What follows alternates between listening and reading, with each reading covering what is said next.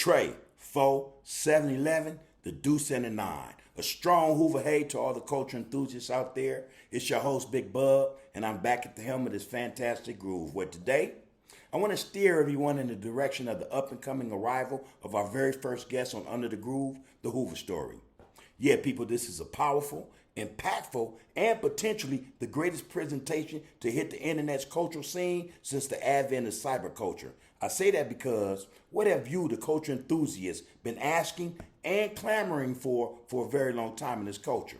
And what have the influencers of the culture been promising you, trying to deliver but can't? Why have they been unable to produce that Hoover product? And why, when they try, they fail miserably at bringing you what you want and the content you deserve? I'm speaking to you, to the loyal follower and subscriber of those sham sites that make like they can bring y'all the smoke on Hoover.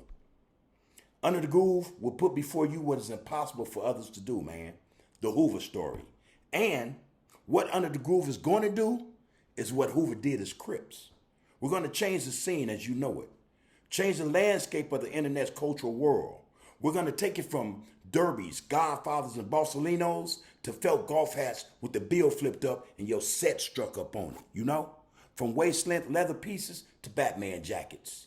From Levi bell bottoms to khakis and 501s. From Stacy's, biscuits, and croaker sacks to Chucks, Romeos, and Nick kickers. You feel me? That's how we grooving, man. We're going to change the world as we see it. And we're going to start by bringing the legend, none other than the real Hoover Joe. Not Clarence Hoover, but Joseph Stanley to this get down. Because, man, look, we want to turn this mother out, man, straight up. You want the smoke? Well, here's where the smoke is at, Lo. Those that know, and ain't no haterism, know that Hoover's always come to the get down strong, even if we don't come in first some of the time. You feel me? They know that Hoover Joe was first on this groove. He and his comrades, who he refers to as his fictive kins, his brothers from another mother, created 7-4 Hoover Crips, and they hit the scene with it hard, man, strong. They were recognized and respected immediately by their peers. Those young Hoovers came with the smoke, man, and the set has been with the smoke ever since in all that we do.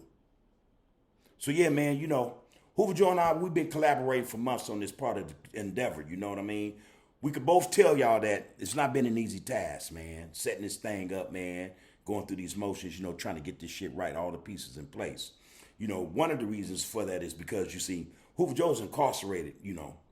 He's incarcerated for crimes that he'll let y'all know he didn't commit. So one of our biggest obstacles in terms of getting this thing done and done right has been having to communicate over or through the phone system. Throughout the numerous recordings of his interviews, y'all will notice the audio interferences and shit, you know, but it's tolerable and you can hear exactly what we're talking about. You know, wasn't much we could do about that. So we just grooved through it and that was it, man, you know. But in our interviews, man, Hoover Joe speaks to the plethora of experiences and acquaintances throughout his tenure with Crips and Bloods from all over, man. In fact, Hoover Joe's involvement in this project made way for other reputable Hoover founders who long since hung up their blue rags, available for interview on Under the Groove, the Hoover story. So yeah, the OGs will all be here, man. I'm going to take the liberty of saying this, though. And I'm saying this for everyone who will grace this platform with their presence at some time. What we want you guys out there to understand, man, is this, man. For some of us, we're sharing with you part of our life's work. A body of work that the majority of us don't take pride in or is proud of. So let's not get it twisted, all right? We aren't proud of our so-called work ethic, the hours of time we spent on the job, you know what I mean? Nor the skills or experiences we gained and utilized under Hoover's employ. The things that some of us did on the job that harmed others, we regret that. We regret that on that day or on those days we didn't call in sick, man, or that we just didn't show up at all for work. You know what I mean? So listen, there's going to be times throughout the interviews when people will share an experience, and that experience, as it's told, would seem to some to sound like bragging, boasting, or aggrandizing about the wrongs committed against others. When, man, really, in the deeper sense, it isn't that, man. It's the fact that one is mentally or emotionally reliving some shit, man, a circumstance or a set of experiences that at that time could have been viewed as full of adrenaline, excitement, or even euphoria, you know? The fact of the matter is that this story has to be told as closely to the point that it was lived. Because again, our goal is to tell the story uncut, man, and not water it down so that the full impact of what the Hoover Crips were, are, is understood.